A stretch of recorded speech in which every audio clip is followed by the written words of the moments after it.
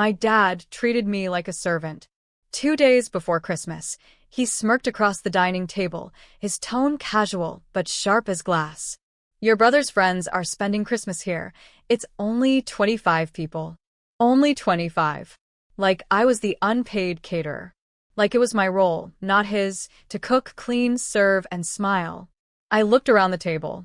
My brother beamed, already planning the party in his head. My mom stayed quiet, as always, sipping her wine like she hadn't heard. And me? I sat perfectly still, a small smile tugging at my lips. My name is Olivia Hayes. I'm 28 years old. And if you think you know how this ends, stay tuned. What happens when the family that treats you like help finally realizes they were the ones depending on you all along? That night, while Dad barked orders about grocery lists and schedules, I booked a ticket. By dawn, I was gone, on a plane to Florida, the warm sun greeting me like freedom itself. On Christmas Eve, while I walked barefoot along white sand with a drink in my hand, they unlocked the front door back home to find an empty house. No food. No decorations. No trays of appetizers waiting in the oven. No me. I imagined Dad's face paling, his voice rising as 25 guests looked around at bare counters and a cold kitchen. For once, his kingdom of control had no servant to run it. But what they didn't know, what made me smile into the ocean breeze, was that their real surprise hadn't even arrived yet. Because Florida wasn't just an escape. It was a beginning. And the message I left behind was about to change everything. Christmas morning, my phone lit up with 20 missed calls. Dad. Mom. Even my brother. Each voicemail more frantic than the last. The first was Dad's voice, sharp and furious. Olivia. Where are you? The guests are here. There's nothing ready. Do you think this is funny? The next, Mom, her tone trembling. Please, just come home. People are whispering. Your father is furious. Your brother is embarrassed. Embarrassed. That word almost made me laugh out loud as I lay by the pool, sipping an iced drink. For years, I'd been the one embarrassed, scrubbing dishes while they entertained, serving food I paid for with my own time, being introduced as the one who cooks instead of their daughter. Now the tables had turned, and I wasn't lifting a finger. By noon, the final voicemail came. Dad's voice was no longer just angry, it was panicked. You've ruined Christmas, Olivia. You've humiliated this family. When we get home, we'll deal with you. Deal with me? The arrogance in his words only made my smile wider. Because while they stumbled through a disastrous holiday with 25 hungry guests and no host, I had already put the second half of my plan into motion. From my hotel balcony, I opened my laptop and clicked send. The email went to every relative and family friend who would have been at that dinner. Attached were screenshots of bank transfers, receipts, and months of proof, utilities, groceries, even mortgage payments, all covered by me while Dad bragged about his perfect household. For years, he'd paraded himself as the generous patriarch. That illusion was about to collapse. And this time, I wouldn't be the servant cleaning up the mess. By the time I finished breakfast on the hotel patio, my phone was buzzing again, this time with messages not from my parents, but from cousins and family friends. Olivia, is this true? You paid for all the utilities. Why didn't you say something sooner? And the one that made me smirk. Your dad looks like a fool right now. He's furious, people know. The proof had done its job.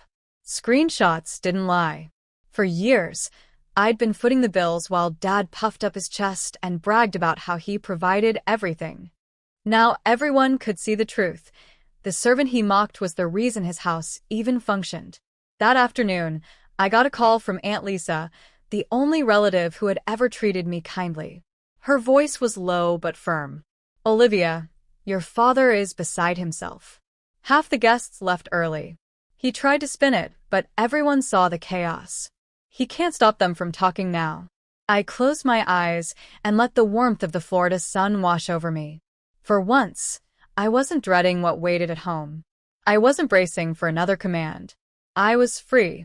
Meanwhile, the texts from Mom grew more desperate. Your dad's reputation is ruined. People think we used you. Please take it back. Tell them it was a misunderstanding. I typed one reply and hit send. It wasn't a misunderstanding. It was the truth. And then I silenced my phone. Because the beauty of truth is that once it's out, you can't shove it back into the shadows. Dad had built his authority on appearances. But appearances don't pay the bills, and now everyone knew it. The morning after Christmas, Dad finally broke his silence. A long email landed in my inbox, the subject line in all caps, "You will fix this." His message was a storm of anger. "You embarrassed us. You humiliated this family in front of everyone we know. You will tell people you exaggerated. You will apologize. And when you get back, you'll take responsibility for this mess you created." I read it twice, sipping orange juice by the hotel pool, then laughed out loud. The mess I created? The only mess in his house was the one I'd stopped cleaning up. I drafted my reply slowly, deliberately. "Dad, for years I cooked, cleaned, and paid without thanks. You called me a servant. You let my brother sit like a guest while I worked myself sick. Now, people finally see the truth. That's not my mess. That's yours. Own it." I hit send and closed my laptop. The sun felt brighter than it had in years. By afternoon, Aunt Lisa called again, almost giddy. "Your dad tried to defend himself at brunch. He said you lied.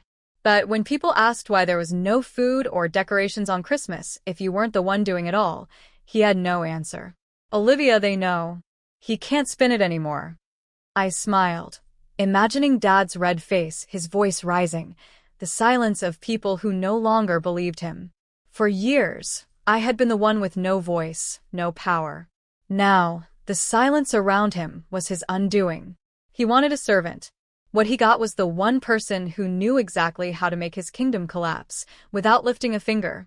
By New Year's, the cracks in Dad's reputation had widened into full collapse.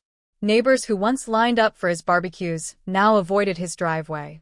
The men he boasted to at work stopped inviting him to poker nights. Even my brother, his golden boy, wasn't spared. People laughed at him for bragging about a Christmas party that had ended in takeout pizza and awkward silence. And all of it happened without me lifting another finger.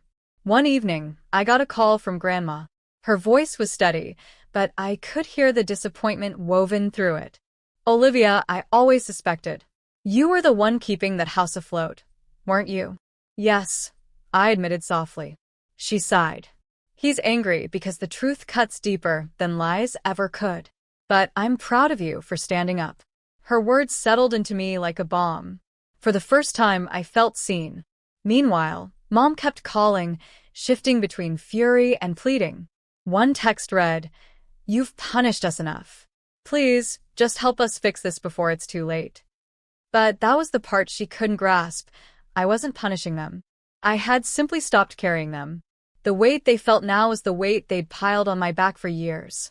At work, I received an unexpected bonus, a reward for covering holiday shifts while others scrambled. I used it to extend my Florida trip another week. Every day, as I walked the beach or sipped coffee on the balcony, I thought about how Dad had expected me to scrub pans for 25 people. Instead, I was here free. The truth was out, their power was gone. And for once, I wasn't the one cleaning up. By mid-January, poetic justice was unfolding right in front of them. Dad had always lived for appearances, Sunday dinners with neighbors, big holiday spreads, photos of his perfect family plastered across social media. But now? Their house was dark. No guests. No laughter. The neighbors whispered about the collapse, their pity sharper than any insult. One cousin messaged me privately. "Your dad tried to host poker night again. Barely anyone showed up. He sat at the table with empty chairs." I pictured it. My father, once the king of the room, now just an old man staring at silence. Mom's messages shifted from demands to desperation. "We can't get the bills straightened. The cards keep declining. People are asking questions we can't answer. Please, Olivia, just come home and help us." But there was no home to return to. Not anymore. I spent those weeks in Florida meeting people who treated me as an equal. Friends who laughed with me, not at me. Strangers who didn't expect me to serve them just because I was there. And as the days passed, I realized something powerful. I wasn't just free from their house.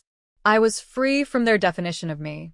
One night, sitting by the ocean, I opened my phone and typed a single post.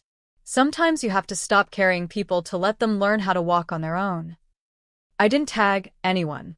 I didn't have to. Within hours, the comments rolled in. Support. Understanding. People who had lived the same story. Meanwhile, at home, Dad's empire of control was crumbling. Not because I fought him, but because I finally stepped away. The confrontation came sooner than I expected. One Saturday morning, I unlocked my apartment door to find Dad standing in the hallway. His face looked older, his shoulders slumped, but his eyes still burned with that same controlling fire. "Olivia," he said, voice tight. We need to talk. Now. I crossed my arms, leaning against the doorframe. "Funny, last time we talked, you ordered me to serve 25 strangers like it was my duty. What's different now?" His jaw clenched. "You made us look weak. People don't respect me anymore. Your cousins, my friends, they whisper. You destroyed my reputation." I let his words hang for a moment before answering. No, Dad. "You destroyed it. I just stopped hiding the truth. You built your pride on my silence, and when I stopped being silent, your empire collapsed." He stepped closer, lowering his voice. "You think you're better than us now? With your little apartment and your trips to Florida? You'll regret turning your back on family." I met his glare with calm, steady eyes. "I don't regret it. Not for a second. For once, I'm living my life without being your servant. That's not betrayal, Dad. That's freedom." He opened his mouth, then shut it, words choking in his throat. For the first time in my life, I saw him falter, not with rage, but with powerlessness. Mom appeared at the end of the hallway, her face pale. She didn't speak. She just tugged at his sleeve, urging him to leave. And when they finally walked away, their footsteps echoing down the hall, I felt lighter than I ever had before. Because the truth was undeniable, they no longer had control. By the time spring arrived, the dust had settled, but not for them. Their house sat quieter than ever, no guests pulling into the driveway, no holiday lights strung across the porch. The perfect family image they'd clung to was gone. My brother no longer bragged about his friends spending Christmas at our place. He avoided the subject entirely. Mom moved through social spaces with forced smiles, but people saw through it. And Dad looked smaller. Meanwhile, I thrived. My job recognized my dedication, and with the raise, I booked another trip, this time not to escape, but to celebrate. Friends gathered in my apartment, laughing around the table I once dreamed my family would sit at. I cooked because I wanted to, not because I was commanded. The air felt lighter, the food tasted better, because it was mine. One evening, a letter arrived in the mail. No return address, but I knew the handwriting. Dad's. The message was short, almost reluctant. "You proved your point. We were wrong. We didn't see what you gave us until it was gone. I don't expect forgiveness, but I hope someday you'll understand." I folded the letter and set it aside, not out of anger, but out of peace. I didn't need apologies to validate my worth. I had already found it in the quiet strength of walking away. The sweetest justice wasn't revenge, or shouting, or proving them wrong.